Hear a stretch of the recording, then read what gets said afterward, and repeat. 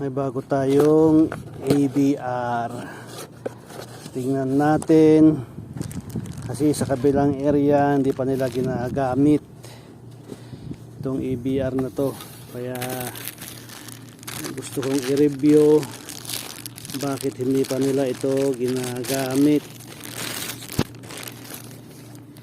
Yan. Bakit kaya? Ano bang problema? Hop. Mayroong fuse 8 ampere. Ultra rapid, ultra fast. Tapos X2, J1, X1, J2, A plus, A minus, 0 volt, 110, 220, 380.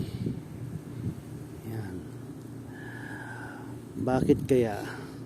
Kasi yung mga dating generator, dating ginagamit namin na ABR ay maliliit. Hindi to ganito kalakihan. Kaya pag aanuhan natin, pag papraktisan natin, pag-aralan natin, bakit hindi pa nila ito tinitesting o ginagamit.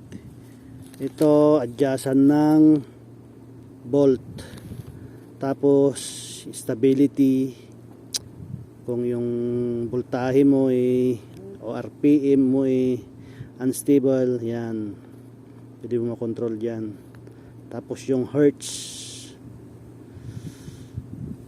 60 hertz, minsan nagpi-59, minsan nagsi-61, pwede mong adjust dyan. Tapos yung excitation maximum, yung excitation nya. Kaya pag-aralan ko bakit hindi pa nila ito ginagamit sa kabilang area. Experiment ba? Pero sana mapagana natin. ABR, ito ang nagre-regulate ng output voltage ng generator.